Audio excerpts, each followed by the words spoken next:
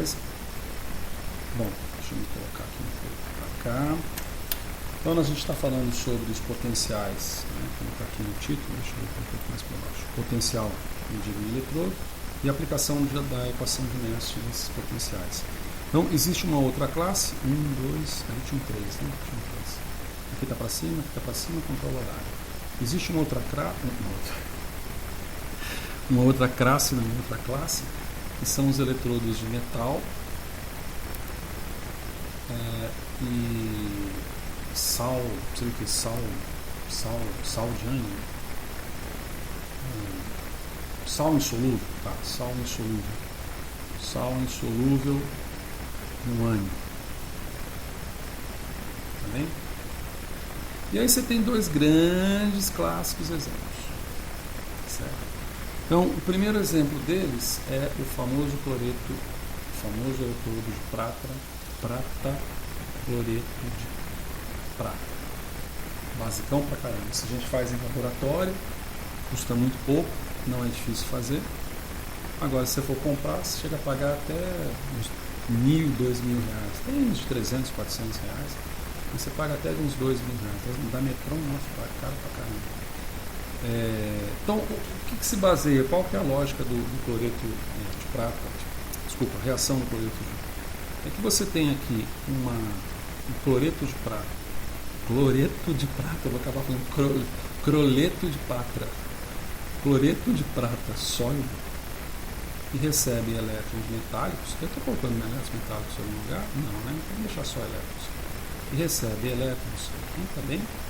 E acaba se ionizando em uma prata sólida mais um cloreto em estado aquoso.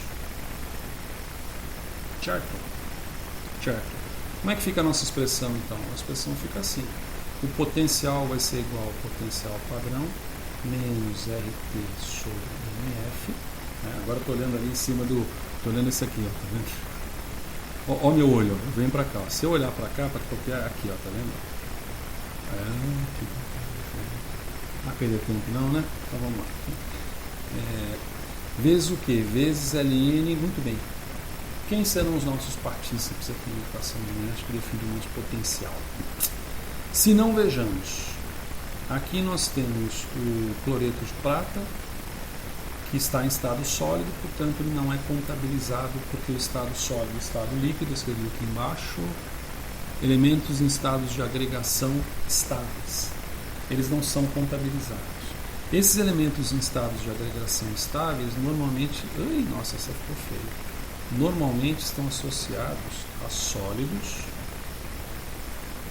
e, por que não dizer, a líquidos. Vai depender da concentração, mas a líquidos. Tá? Aqui eu tenho dois sólidos, então na realidade o meu produto final aqui vai ser a atividade do ânion cloreto. Atividade do ânion cloreto. Mais nada. Olha que show. Então o cloreto, a expressão que define o potencial do eletrodo de prata, cloreto de prata, tão famoso por aí, é uma expressão definida simplesmente em cima da atividade dos íons cloreto. E isso permite, portanto, você pode até utilizar isso aqui, permite a determinação da concentração de íons cloreto também. Né? Como que você faz isso? Tem espaço para cá? Acho que tem, então vai rolar. Como que você faz isso? Você basicamente você tem nesse eletrodo, no corpo desse eletrodo, por exemplo, o corpo desse eletrodo aqui, você tem o corpo desse eletrodo aqui, tem aqui vamos dizer, um contato metálico que pode ser o que você quiser, vamos fazer uma coisa mais pobre, uma coisa mais pobre aqui, você pode botar isso aqui de cobre, pode botar aqui uma haste de cobre, por exemplo.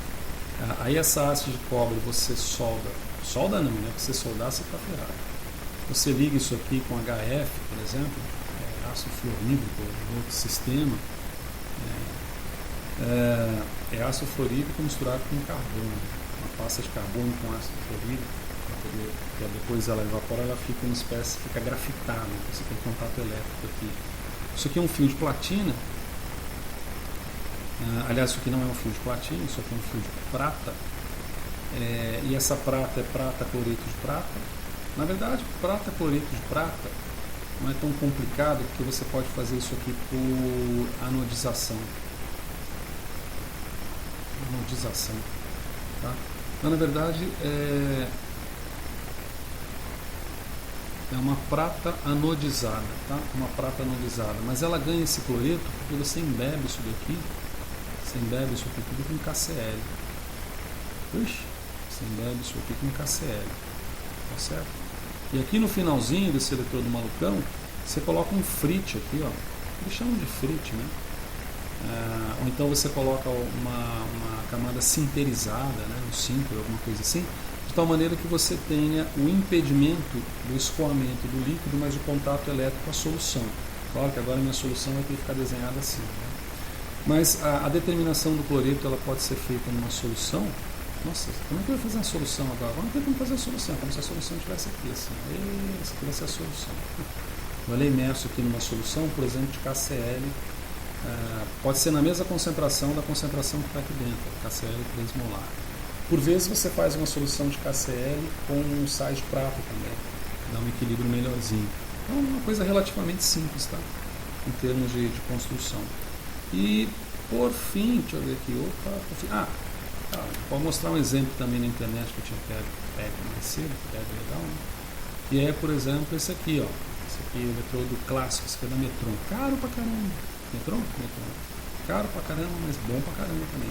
E esses aqui são de dupla junção, então a gente vai ver, aqui você tem então a prata, né, o fio de prata que desce aqui, ele é anodizado aqui na ponta, aqui você tem, seria o frit, ou pelo menos a superfície de contato com a solução, que não tem muito escoamento a ela, só o contato elétrico, e algumas proteções que tem aqui, que também se a gente for ficar falando aqui, nós vamos enrolar demais.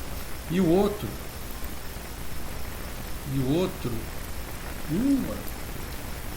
feito de sal insolúvel é o famoso eletrodo de calomelano. Em inglês é chamado de calomel, que é mercúrio e cloreto mercurioso, que aí você coloca, colocada a expressão, eu preciso colar aqui a expressão, é HG2Cl2 sólido. Se já botei sólido, você já está adivinhando mais ou menos como é que vai ser essa expressão, né?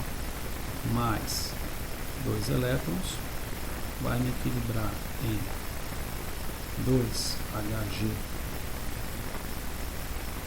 2Hg líquido. Aqui ó, 2Hg líquido, mercúrio, mais 2Cl aquoso. Não de memória não, tá? Beleza? Tá. Então, o que a gente vai operar aqui? Da mesma maneira como antes. Aliás, tem um outro nomezinho que é chamado cloreto no mercado, né? Isso aqui é chamado de Hg2Cl2. Tá? Calomelano. Mercadologicamente,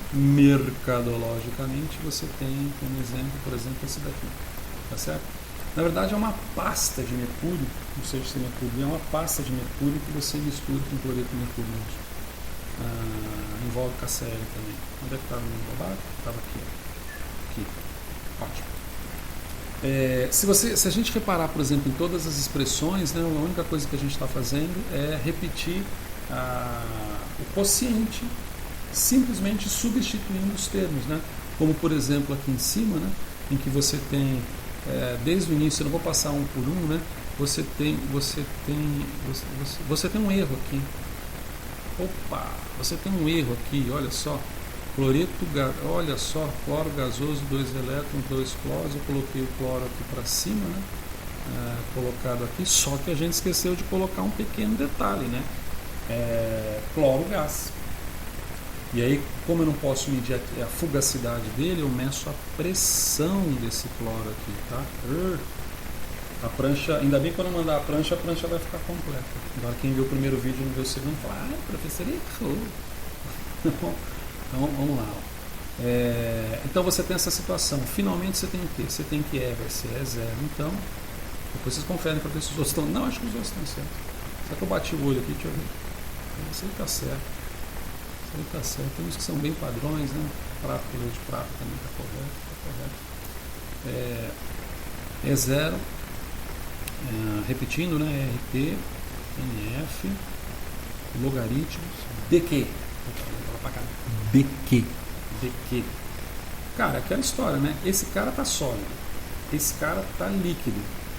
Sólidos e líquidos, elementos estados de agregação estáveis, potencial químico não é contabilizado, por conseguinte, atividade química não é contabilizada. Então eu vou ter aqui basicamente a minha atividade do íon cloreto, atividade quadrática do íon cloreto. Certo? Veja que o eletrodo de prata, cloreto de prata e o eletrodo de calomelano, no final das contas, possuem expressões muito próximas, certo? E poderiam ser utilizados para os mesmos fins, mas não são. O calomelano é mais empregado para soluções menos aquosas, por exemplo, do que o eletrodo de prata, cloreto de prata, certo? Bom, existe outras informações que a gente vai conversar sobre esses eletrodos, mas de uma forma fundamentalmente mais prática, tá? Por exemplo, você mede um eletrodo de prata, cloreto de prata, mas você tem uma tabela padrão lá e você precisa fazer uma diferença disso. A gente vê isso, tá bem? Vamos com calma. Muito obrigado, viu? Potenciais em eletrodos.